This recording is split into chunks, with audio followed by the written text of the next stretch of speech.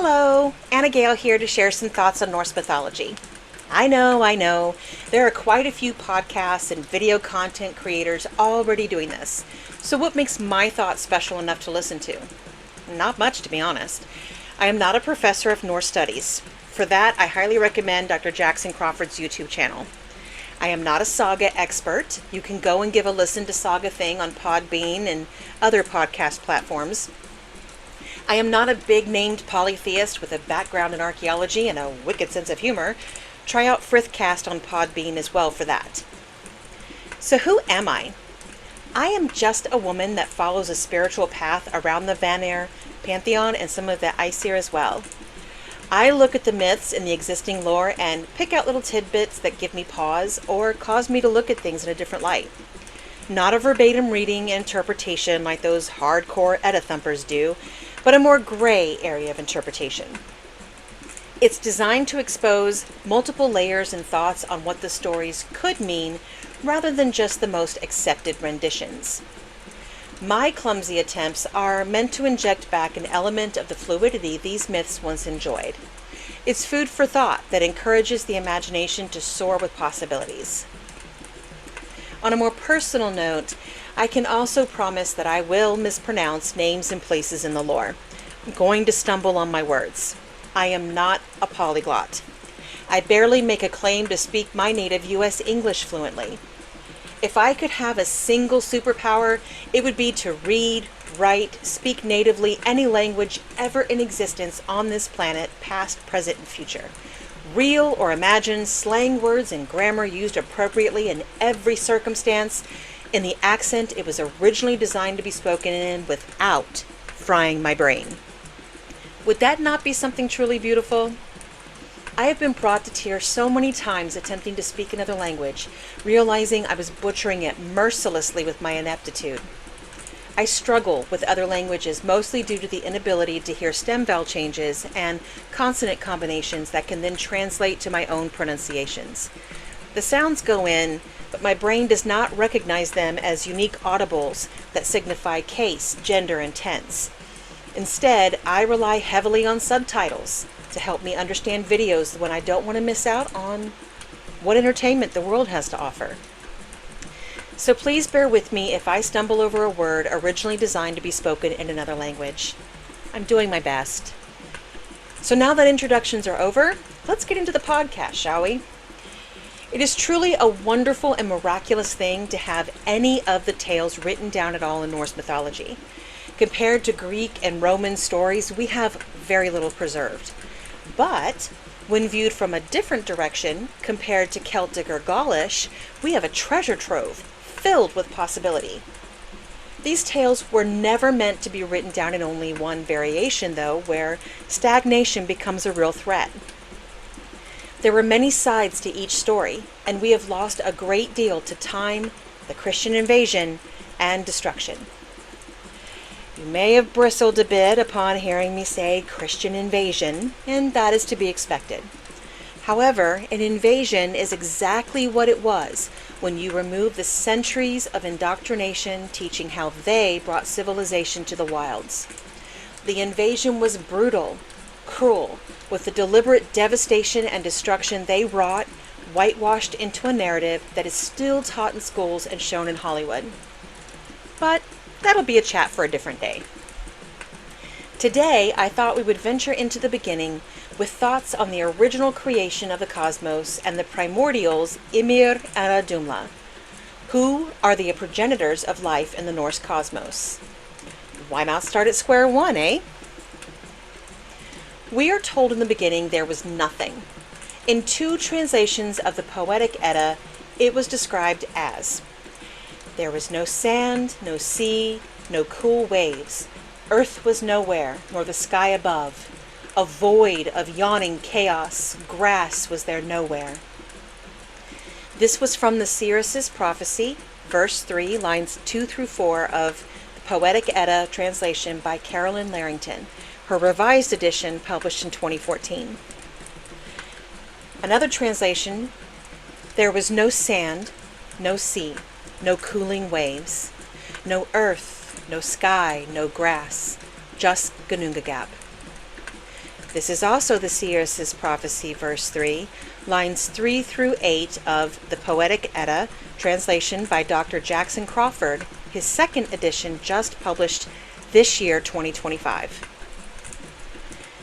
Both translations define what nothingness entails with their descriptors, a way to classify a starting point.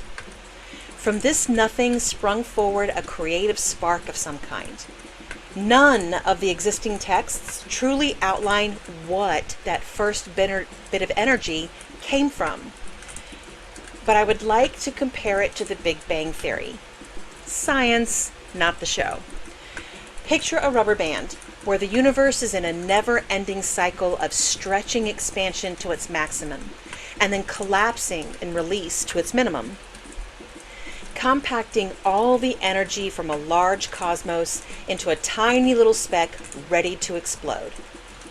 This creative spark within a void of nothingness could be interpreted as one of those beginning times where the universe is at its absolute minimum. Did early Nordic people know about the Big Bang? Odds are against it, but I don't have a TARDIS to verify what they did and didn't know. I would prefer not to assume. If you have one, though, hit me up. I have some events I would really like to check out.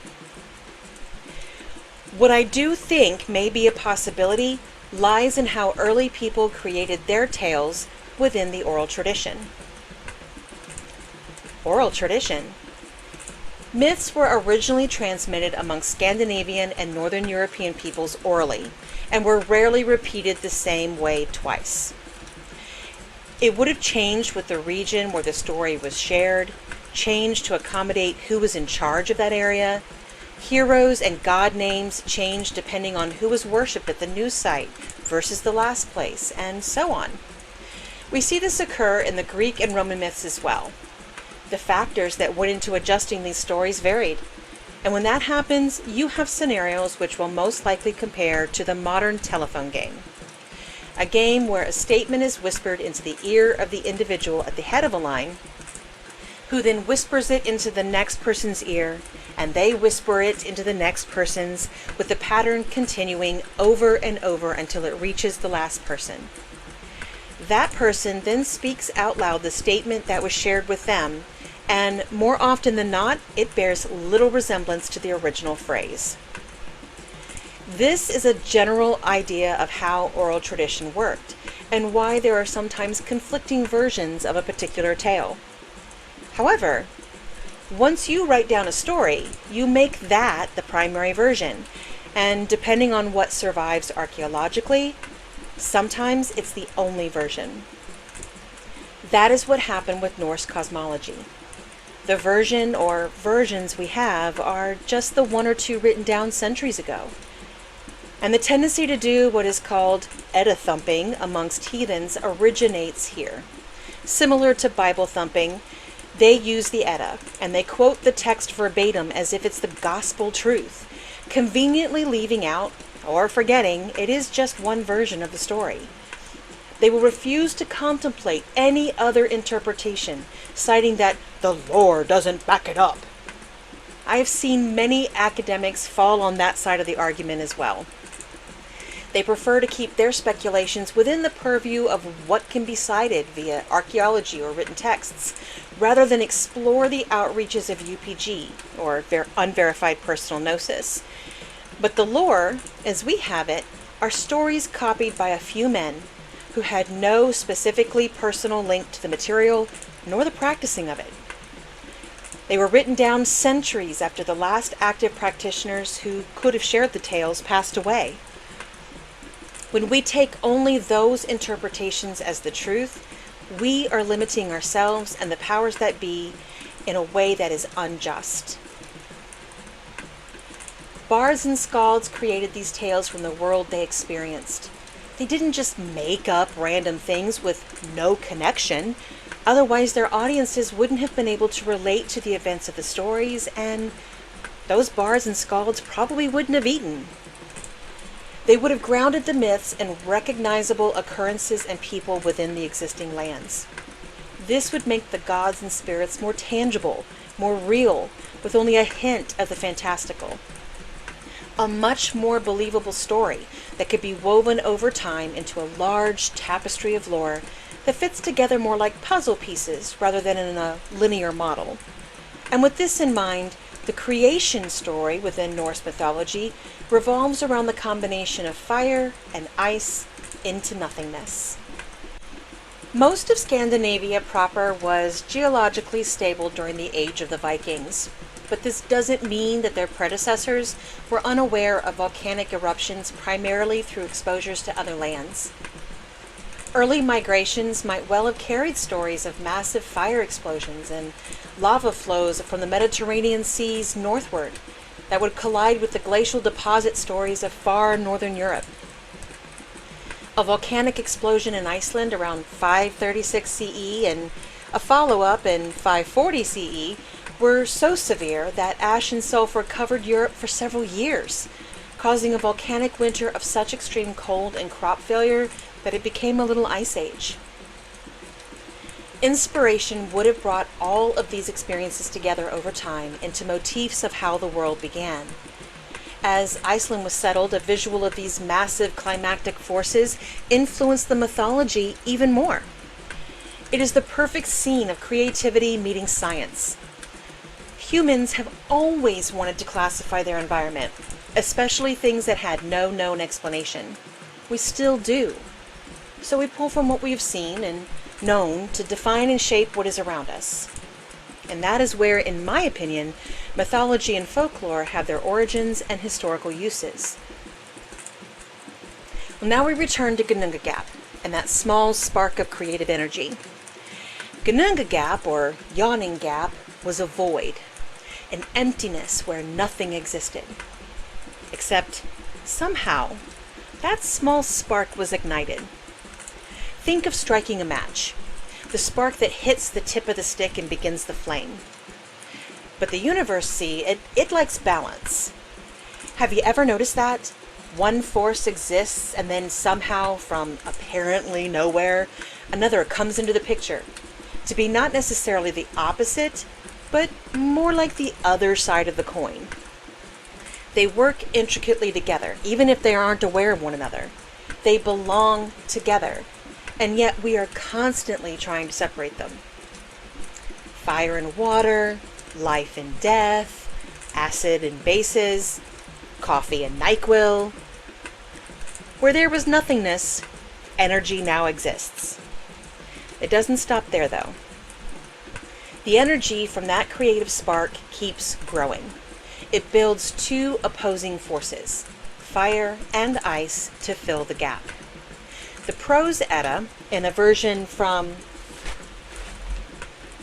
Rasmus B. Anderson, I don't have my other one with me, tells us that Niflheim arose first, created by a well named Vergelmir, which once full overflowed to create the rivers that provided all the waters of the cosmos. And this is where I'm probably going to mispronounce. Svol, Gunthro, Form, Fimbul, Thul, Slid, Hrid, Silg, Ilg, Vid, Leip, and Gjol. These waters are described as poisonous, but we're not exactly sure what they meant by poisonous. Building layer upon layer of frozen sheets as the waters flowed out of the well and towards Ginnungagap. Now, on a side note, we don't actually know where this well came from, just that it's there. It just mysteriously appears. I picture a large glacial ice sheet with mountainous icebergs, columns of crystallized ice, a cold so deep that the rivers create snow and blizzards as far as the eyes can see. These sheets move ever forward towards the yawning gap and crash down into the void. On the other side, a flame arose, a light so bright, hot, and dazzling that no one who is not native to the lands can survive. That flame exploded outward into rivers of lava, hardening into rocks and then surging over, pushing beyond the stones into the cavernous depths of the gap. If you've seen the third Lord of the Rings movie by Peter Jackson, and spoiler alert if you haven't, Imagine the scene in Mordor after the ring is thrown into the flames. That plain of rocky outcroppings surrounded by molten fire so hot that nothing can withstand it. It is this fire that pours over into Ginnungagap, melting the snows and ice of Niflheim into a drizzling rain of salty rime that coats the edges of the ice sheets. These two cosmic powers collide, creating an environment as warm and mild as windless air. Kind of sounds like a humid Amazon rainforest to me. But more of each side is falling into this space, and it eventually begins to coalesce into a primordial, massive being who was named Ymir, also known as Argolmir.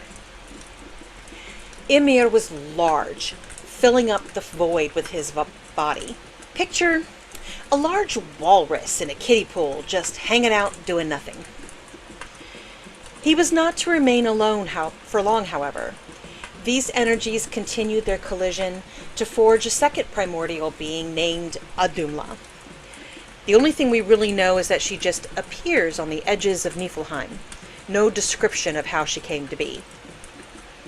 Adumla is represented in the creation myth as a cow, but perhaps that is too specific a descriptor as a primordial being.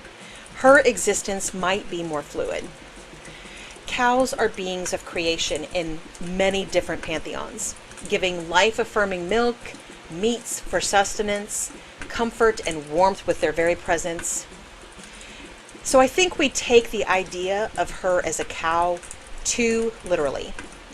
We see in many creation myths across Europe and Asia that the existence of beings represented in an animal form or by an animalistic name can often take a more humanoid form as well.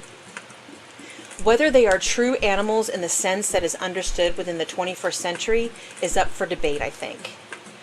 I would suggest that rather than an actual bovine, Adumla is the first being with a malleable form.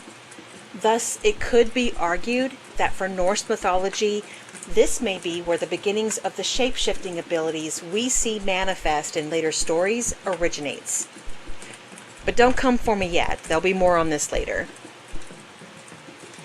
Primordial beings cannot be held to the same rules, guidelines, and expectations that modern society, or even the society that wrote the stories, held at the time. Instead, you must suspend preconceived notions and simply accept them for what they are. Forces that drive the cosmos to come into being. And Ymir and Adumla fit this perfectly.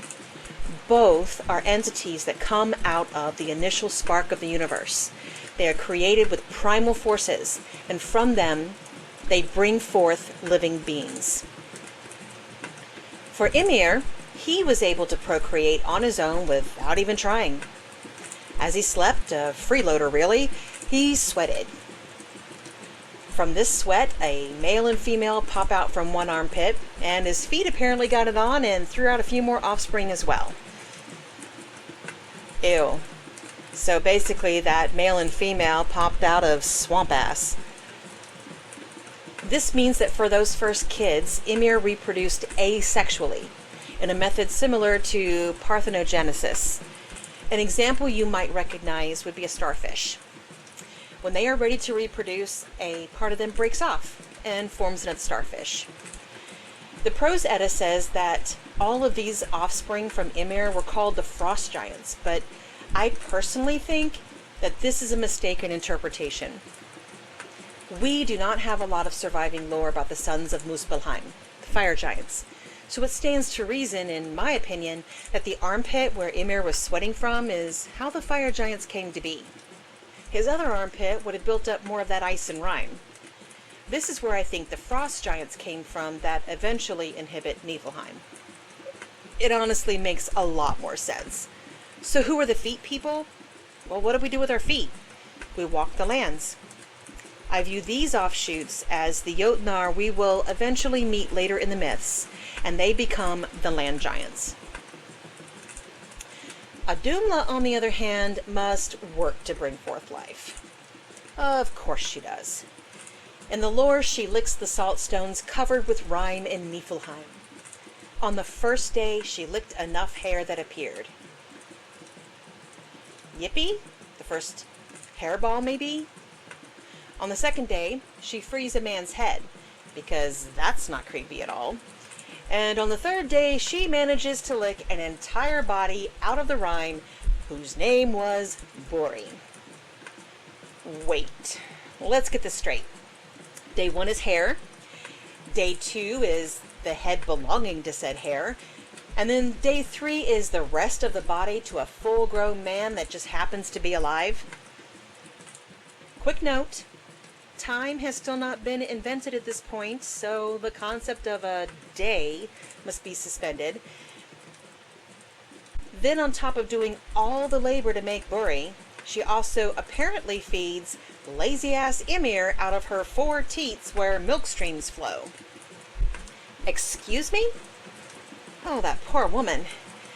Even if she is a cow, come on. The bringing forth of Buri from the salty rime of Niflheim again may not be an exact recounting of his creation, but it is instead an attempt to downplay the importance of Idumla at the beginning of time, rendering her more inconsequential. And I'm probably going to lose some listeners on this one, but if you can, stick it out.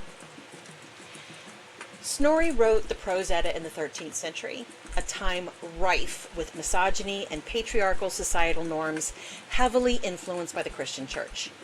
In Snorri's translations, we see him focus and utilize males to move the stories forward versus the females. Huge gaps occur where it is clear other tales once existed, perhaps even tales that had female protagonists who triumphed over men. But we can't have that now, can we? Women are often in the shadows of the cosmology he preserved, and those that do have any mention or a story are few and far between. Women were property in Snorri's world, with little overall value aside from their ability to procreate. Yes, this is rather sexist, but considering Snorri was writing this down several hundred years after the last active practitioners of the belief system, it makes sense that he would downplay Idumla's role or any other female entities within the lore. That doesn't make it right, though. I don't have anything that specifically backs up my opinions here, but it is generally of interest to remember when reviewing the creation story, as well as the other myths. This patriarchal concept isn't unique to Snorri for the source material utilized to analyze Norse cosmology either. Saxo Grammaticus, a Danish historian, was another author from the 12th to 13th centuries whose writings must be taken very carefully. The Gesta Danorum preserves some of the myths in a troubadour's type of style. Still extremely misogynistic and at times downright hateful towards women. Personally, I think he hated getting rejected by all those young girls, so he trashed them with brutality and abuse in his writings like the troll he was. His story of the goddess Rind is just such an example, and is sadly the only version we have extant.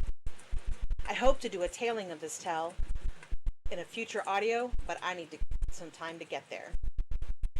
When reviewing the material we have for Norse mythology, we should recognize that the filter through which Snorri, other poets that wrote down materials, as well as Saxo, is highly patriarchal, very church-focused, and extremely politically minded. It's going to downplay female roles on purpose, playing up the roles of men, especially those males that they see as being dominant and holding to their masculine ideologies within Christianity. So, did Idumla have a stronger role within the oral tradition? Quite possibly, but we may never know if the materials that could verify are never discovered. While archaeologists and random individuals are constantly finding new treasure troves to broaden our understanding of this cosmology, we cannot guarantee that this missing information is going to be found. Instead, we must entertain ideas more as possibilities rather than concrete, or even go one step further and offer it up as UPG. Other Indo-European mythologies and cosmologies do incorporate stories about women. Some of them are very strong depictions of females, which are rendered in more of a derogatory or petty fashion, but they do have stories. The idea that Norse cosmology would have so little, or none, seems far-fetched, especially with the plethora of goddesses and other beings mentioned in the text. It goes back to my belief that Snorri didn't write it down because he was a sexist prick. Unfortunately, we may never be able to recover those stories. The best we can do is read between the lines of the text that does exist, expand our understandings of the archaeological finds, and analyze the brachiotates and cultural practices of the people from that time. Then compose these narratives from scratch, which is what an oral tradition would have done. Adumla's original power has been rendered down to a lukewarm 2 to 3 line mention of licking and milking. We see her bringing forth Bori, a male, after days of labor, then she suspiciously disappears. No mention of birthing or procreating the way we would in other creation myths. Snorri then jumps to Bori, Adumla no longer of any importance, mysteriously begetting a son, Bor. No mention of who would be the mother of Bor. Is it Adumla? Is it one of the pop-offs of Ymir? We're finally told of Bor hooking up with a female entity known as Besla. Where the hell does Besla come from? She must be another child of Ymir, Adumla, or even both. Since she is female, though, Snorri doesn't feel a need to tell us which. It is not a leap at this point to assume that between Ymir popping off children himself and Adumla bringing them forth by licking random things, that perhaps there are quite a few living beings existing around Ginnungagap when the next stage of the story begins. Besla and Bor get together, and we then hear that they have children. 3 of their sons are given the name Odin, Vili, and Ve. It is these 3 sons that bring forth the first evils into the world. Now, Christian ideology, and even Snorri's statement, would imply that they considered Ymir to be the first great evil as he formed of chaos. However, Ymir doesn't really do anything in the lore except lazily laying in a crack and pop off kids randomly out of various body parts. There is no action sequence for him, no story of crime myths, no atrocities against civilization, no listing of laws broken against God didn't really exist. He's just lying there with his butt in a crack, freeloading off of Adumla's milk-flowing teeth. Ymir and Adumla are the progenitors of all life at this point, and that means everything is related to them in one way or another. If you want to give it a modern context, they're all kissing cousins. Ew. Odin, Vili, and Ve decide that they need to destroy Ymir to put order to chaos and create the worlds. Snorri never tells us what the catalyst for this decision is, just that it must happen. Ymir, if we want to think about familial relationships loosely, would be more than likely a great-grandfather of some sort on their mother's side and a grandfather, give or take, on their father's side. This is a difficult concept to wrap one's head around, simply because we're talking about primordial beings and early gods. They do not abide by the same societal rules that we do now, and we must suspend that idea when analyzing their actions. Regardless, Odin, Vili, and Ve are about to build worlds by committing the first great sin, a kinslaying. Well, this looks like a good place to rein this in.